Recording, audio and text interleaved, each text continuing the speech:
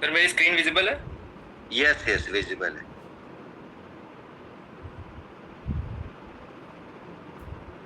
जी। आप screen full कर दीजिए बस। यस सर, अभी ठीक है।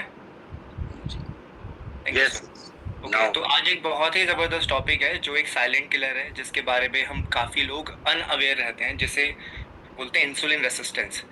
और इंसुलिन रेसिस्टेंस क्या है, ये होता क्या है, और इसका क्या हमारी बॉडी पर इफेक्ट पड़ता है, आज हम इसको समझेंगे। सबसे पहले, हमारी जो बॉडी होती है, जब वो सेल्स को रिस्पॉन्ड नहीं कर पाती है, सबसे पहले समझते हैं कि इंसुलिन रेसिस्टेंस के बारे में बात करना क्यों ज़रूरी है, आज ये क्यों एक बड़ा टॉपिक बन चुका है। ठीक है। सबसे पहले हम अगर इंडिया की बात करें और दुनिया की बात करें, तो दुनिया में इंसुलिन रेसिस्टेंस को लेकर मतलब टाइप 2 जो डायबिटीज है, जो हमारा शुगर होता है, जो टाइप 2 डायबिटीज होती है, उसका जो रूट कॉज होता है वो होता है इंसुलिन रेसिस्टेंस। ठीक है। जैसे आपने एक आइसबर्ग इफेक्ट सुना होगा कि आइसबर्ग जिससे टाइटैनिक टकराया था, वो जितना ऊपर दिख रहा था उससे ज्यादा नीचे था। तो जितना डायबिटीज हमें दिखता है, जब डायबिटीज आपको हो गया, आपको शुगर हो गया, बट उसकी जो शुरुआत होती है, उसके शुरुआत के जो 2-3 साल होते हैं जिसको हम ध्यान नहीं देते हैं, वो शुरुआती स्टेज होता है इंसुलिन रेसिस्टेंस। और दुनिया में तो काफी ज्यादा, अगर हम देखेंगे तो 20 से 25% जो अडल्ट पॉपुलेशन है वो मेटाबॉलिक सिंड्रोम या इंसुलिन रेसिस्टेंस से पीड़ित है। और इंडिया की बात करें तो 2023 में आईसीएमआर के अकॉर्डिंग हम दुनिया की डायबिटिक कैपिटल बन चुके हैं। और कम से कम 13 करोड़ लोग ऐसे हैं जो प्री डायबिटीज हैं, मतलब जिनकी बॉडी में ऑलरेडी इंसुलिन रेसिस्टेंस शुरू हो चुका है बट उन्हें पता भी नहीं है। और हमें वैसे भी थिन फैट इंडियंस बोला जाता है कि हम, अभी तो हमारी देश में भी ओबेसिटी बढ़ रही है, बट हम पहले इतना मोटापा हमारे देश में नहीं था, है ना। हम क्योंकि हम हमारा जो देश था वो कृषि प्रधान देश था, तो सब लोग ऑलरेडी खेती करते थे, तो लोग फिट रहते थे। बट जैसे जैसे ओबेसिटी बढ़ना शुरू हुई है, तो हमारे देश में इंसुलिन रेसिस्टेंस भी बन चुका है, और उसकी वजह से आज हम दुनिया की डायबिटीज कैपिटल भी बन चुके हैं। अब इंसुलिन रेसिस्टेंस होता क्या है?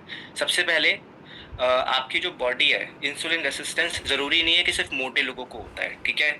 ऐसा भी हो सकता है कि आप दिखने में तो पतले हो पर आपके अंदर विसरल फैट है, इसे बोलते हैं तोफी इफेक्ट। तोफी कॉन्सेप्ट मतलब कि आप दिखने में तो, ठीक है, थिन हो, पर आपके अंदर विसरल फैट है। अब विसरल फैट करता क्या है बेसिकली? जब आपकी बॉडी इंसुलिन बनाती है, अब जब आप खाना खा रहे हो, ठीक है, तो आपकी बॉडी में शुगर, वो खाना ग्लूकोज में कन्वर्ट होता है, और जैसे ही ग्लूकोज में आपका खाना कन्वर्ट होता है, तो आपका जो एक हिस्सा है जिसे बोलते हैं पैनक्रिया, वो इंसुलिन बनाना शुरू करता है। पर आप अगर बार बार खाना खाते हो, बार बार इंसुलिन बनता है, तो एक टाइम पे ऐसा आता है कि हमारी सेल्स जो होती हैं वो इंसुलिन को रिस्पॉन्ड करना ही बंद कर देती हैं, और उससे हमारी बॉडी में हाई ब्लड शुगर लेवल्स बढ़ता रहता है। सबसे पहला रिस्क उस इंसान को होता है इंसुलिन रेसिस्टेंस का जिसकी बॉडी में विसरल फैट है, मतलब ऐसा फैट जो आंखों से दिखाई नहीं देता। राइट। आप बाहर से तो हो सकता है कि आपको लग रहा हो कि मेरे ऊपर कोई फैट नहीं है, बट विसरल फैट अगर आपका 10 पॉइंट से ज्यादा है, तो आपको इंसुलिन रेसिस्टेंस होने के चांसेस बहुत ज्यादा बढ़ जाते हैं। क्योंकि ये जो फैट है ये आपके ऑर्गन्स को ढक लेता है, और आपका जो ऑर्गन है, लाइक लीवर है, पेनक्रियाज है, इंटेस्टाइन्स है, जिन जो इंसुलिन सेंसिटिविटी का काम करते हैं, है ना, उनमें इंसुलिन रेसिस्टेंस आना शुरू हो जाता है। दूसरी बात है, उन लोगों को इंसुलिन रेसिस्टेंस ज्यादा होता है जिनका, पहले तो विसरल फैट जिनके अंदर ज्यादा है, दूसरा जो जिनका मसल मास कम है।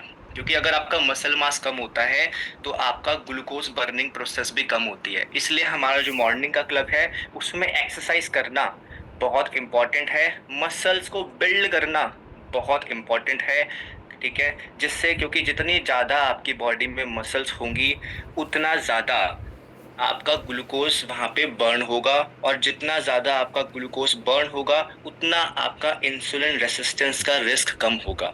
और हमारा जो मॉर्निंग क्लब है उसमें आपको कार्डियो और स्ट्रेंथ ट्रेनिंग दोनों करवाई जाती है। राइट।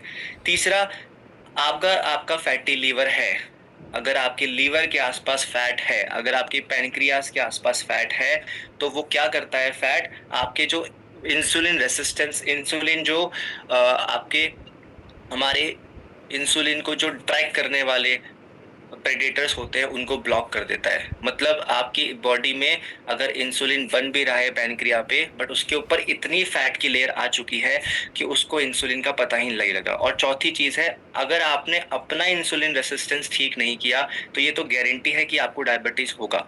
और अगर आपने डायबिटीज को भी इग्नोर किया तो ये जो इंसुलिन रेसिस्टेंस है ये आपकी आने वाली जनरेशन्स में भी आगे जा सकता है। जैसे हम देख ही पा रहे हैं कि आजकल बच्चे डायबिटीज के साथ पैदा हो रहे हैं, राइट। 13-13 साल के बच्चों को टाइप 2 नहीं, टाइप 1 डायबिटीज हो चुका है। क्यों हुआ है? क्योंकि उनके जो मदर फादर थे, उनके जो पेरेंटल साइड थे, उन्होंने अपनी हेल्थ का, अपनी बॉडी का ध्यान नहीं रखा, तो वो जेनेटिकली ट्रांसफर होना शुरू हो चुका है।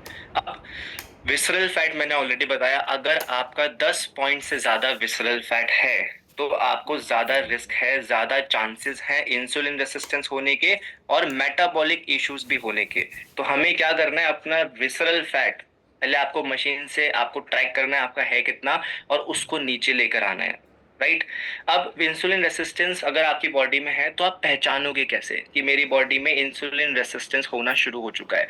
सबसे पहले अगर आपके कहीं पे भी बॉडी में सूजन आ रही है, राइट, मतलब जैसे पानी भरा हुआ है, जिसे हम एडिमा बोलते हैं, स्वेलिंग है, पैरों में स्वेलिंग है, राइट, तो आपको हो सकता है कि इंसुलिन रेसिस्टेंस शुरू हो चुका हो। अगर आपका बेली फैट बढ़ा हुआ है, टमी फैट बढ़ा हुआ है, पेट वाली जो ओबेसिटी होती है, ट्रंकल ओबेसिटी, जो ज्यादातर पुरुषों में पाई जाती है, तो आपको ये बहुत बड़ा संकेत है कि आपको इंसुलिन रेसिस्टेंस स्टार्ट हो चुका है।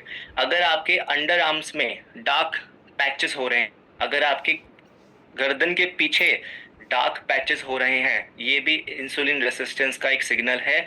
मतलब आपको अपनी बॉडी में इंसुलिन रेसिस्टेंस शुरू हो चुका है, और अगर आपने इस पे ध्यान नहीं दिया तो आप ऑलरेडी आने वाले 1-2 सालों में डायबिटीज के शिकार होने वाले हो।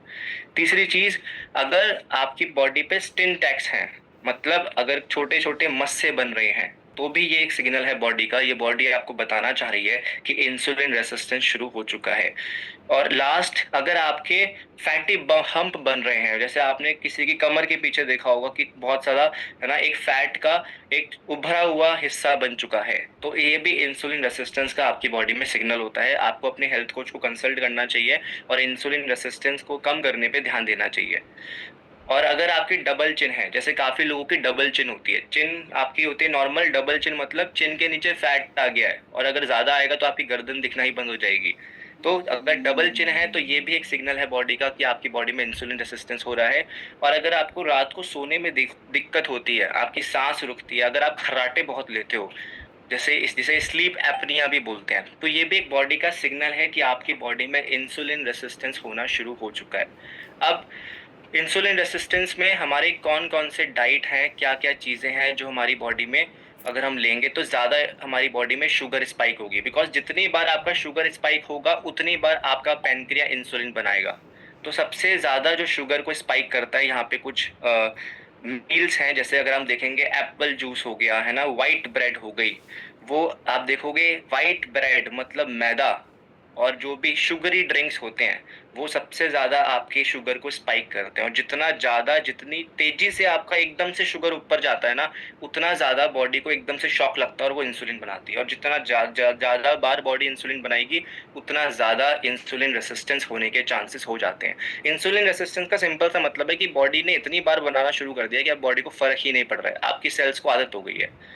तो हमें करना क्या है, हमें ऐसे कुछ फूड्स को अपनी डाइट में ऐड करना है जो एकदम से आपके शुगर को स्पाइक नहीं करते हैं, जो धीरे धीरे आपके शुगर को स्पाइक करते हैं। तो सबसे तेजी से शुगर कौन स्पाइक करता है? मैदा, राइट। मैदा को अपनी डाइट से रिमूव करना है। आप जितना भी व्हाइट ब्रेड खा रहे हो, केक खा रहे हो, पास्ता खा रहे हो, ये आपकी बॉडी में इंसुलिन रेसिस्टेंस को जन्म देगा। व्हाइट राइस, आप जो सफेद चावल खाते हो, आप जो शुगर खाते हो, जंक फूड खाते हो, हम जो आलू खाते हैं, आलू के बिना तो हमारे घर में कोई सब्जी ही नहीं बनती है, राइट। हम जो केले खाते हैं, ये सारी चीजें क्या है, आपके एकदम से शुगर लेवल को स्पाइक करती हैं और आपकी बॉडी में इंसुलिन रेसिस्टेंस होना शुरू होता है। अब एकदम से तो नहीं स्पाइक करता, पर मॉडरेट लेवल में आप पोहा खा सकते हो, है ना, आप ब्राउन राइस खा सकते हो, आप सूजी का रवा उपमा खा सकते हो, है ना, आप होल व्हीट की रोटी खा सकते हो, राइट, एप्पल्स। पर सबसे बढ़िया जो ग्रेन्स होते हैं वो होते हैं होल ग्रेन्स। जैसे कि आप अगर मल्टी ग्रेन की रोटी खाओगे तो बहुत बढ़िया, अगर आप मिलेट्स खाओगे, अगर आप वेजिटेबल्स खाओगे, नट्स खाओगे, तो ये आपकी शुगर लेवल को एकदम से स्पाइक नहीं करता, जिससे आपकी बॉडी में इंसुलिन रेसिस्टेंस होने के चांसेस कम होते हैं।